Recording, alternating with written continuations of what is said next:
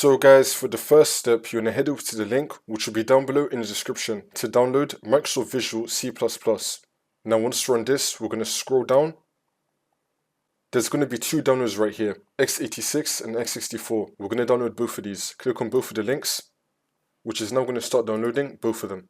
And then once that's been done, you just want to right click on one of them and then click on show in folder. And we should now be in our downloads folder with both of the downloads, both x64 and x86. And then once we're on this, we're just going to download both of them. So I'm just going to go over the first one that comes up, which is x64 for me. I'm going to double click on it.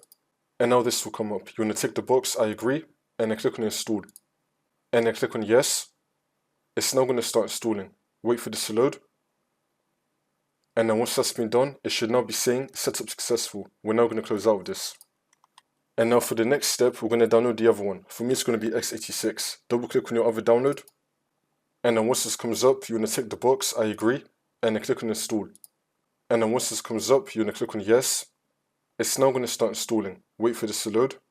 And then once that's been done, again, it should now be saying setup successful. We're now going to close out of this.